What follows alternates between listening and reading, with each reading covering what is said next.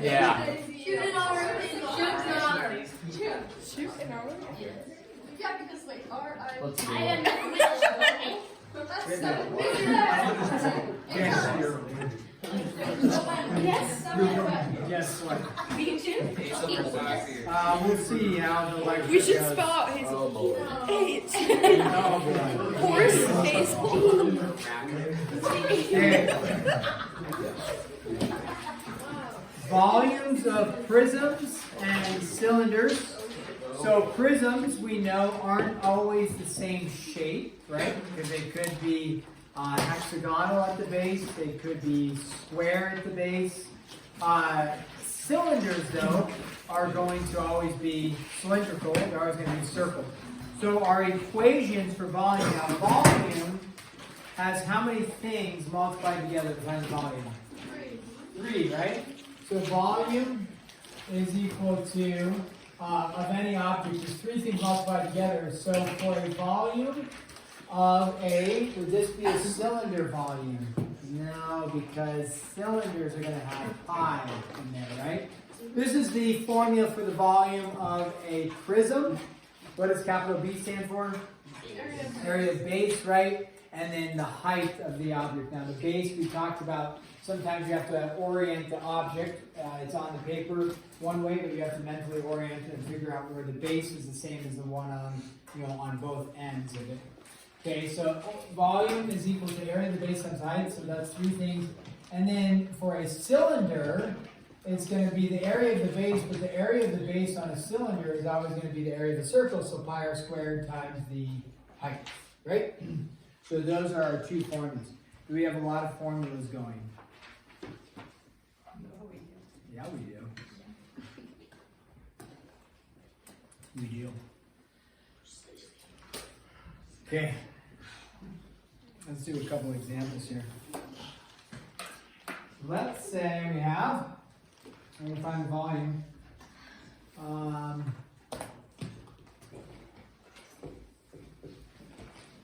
going to draw this picture here, and then here. Okay, and then across there. Yeah, we'll call that a 90. We'll call this a 60. We'll call this a 30. Oh boy. What does this bring back to you? PTSD. What's it? Yeah. 30, 60, 90. It brings back chapter 8. Yeah, trigonometry.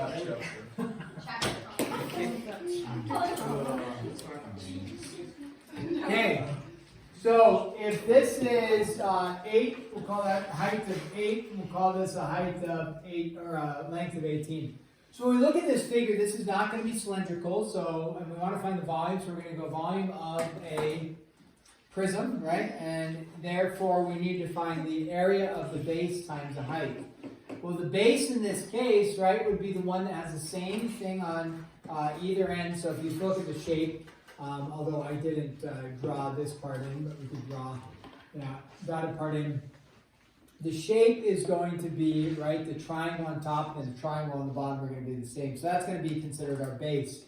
So then we need the area of that base and then the height of the object. Well, the height of the object is really nice. It's written there for us, right? That's 8. So we know that for the height is 8. So volume is equal to the area of base times 8. Now, to find the area of the base, you're going to find the area of the triangle, right? So the area of the triangle is 1/2, and then base times height. Well, in this triangle, sometimes, again, it would be beneficial to maybe redraw it and separate it out. We have this, and we have a 60, and we have a 30. So when you're looking at the hypotenuse is neither the height nor the base when you're trying to find 1/2 base times height for the area of a triangle, right? So how would I go about it? So you could do trigonometry, that is possible. You can't do Pythag yet, right? Because you only know one side. Or you could, how many times have we memorized or talked about the 30, 60, 90 stuff? A lot, right? So what is the shorter side equal to compared to the hypotenuse? Smaller, right? And the hypotenuse by how much? Yeah. So if this is 18, this is 9. And then the longer side is what compared to the shorter side? It's bigger by how much? Root, it's either 3 or 2. Which one is it? 3, you bet. So there's your area of the triangle. Would be 9 times 9 root 3, like that. As that would be the base, that would be the height, and then it's 1/2 times that. And then you just go ahead and multiply that together, and you got your volume. And then we didn't put units on it, so volume is going to be, let's say we put feet on it. Let's give it some units.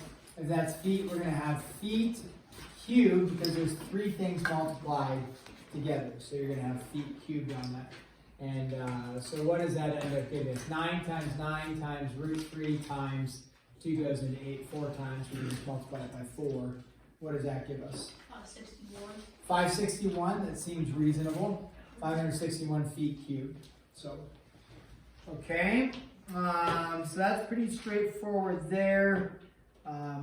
Other volume problems. Well, let's do this one. And all right, so we have a cylinder like this, but then you have a cylinder like this, and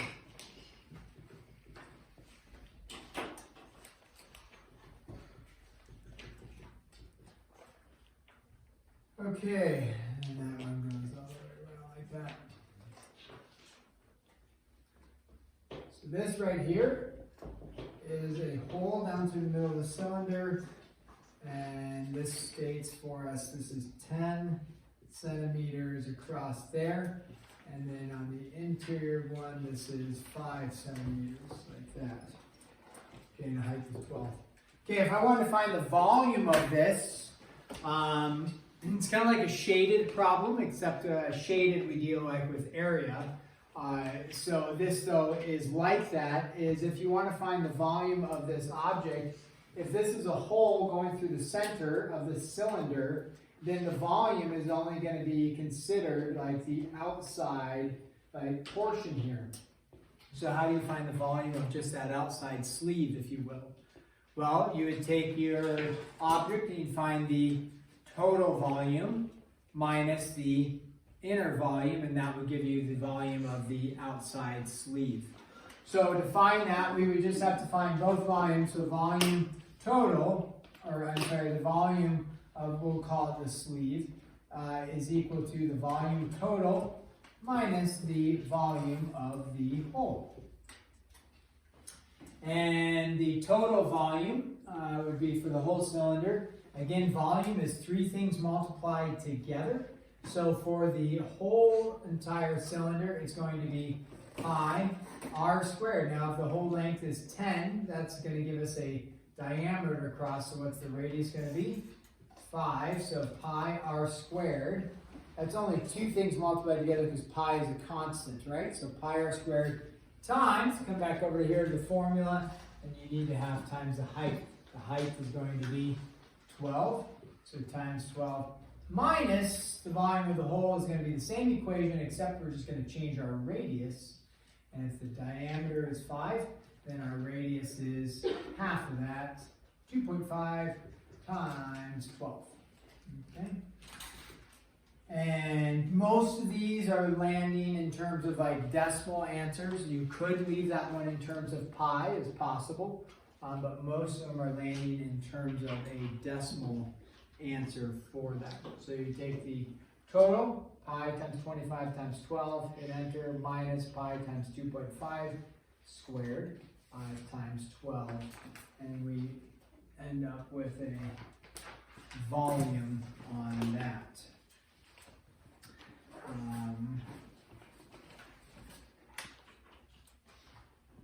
That one comes out to be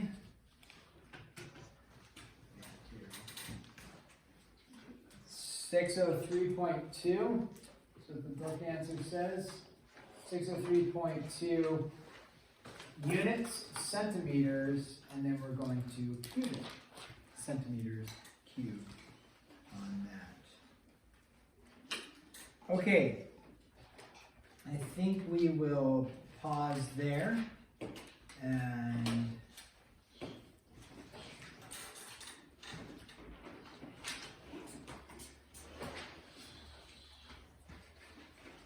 Yeah, that's fine on that.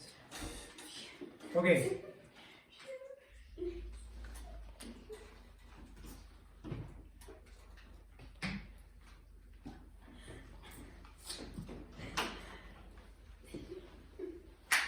Yeah, let's stop there.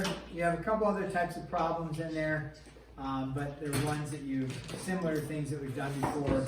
Areas of like a pentagon or hexagon, how to find the areas of those, which was 10-6, which was hard because it was math related, as described by some of you.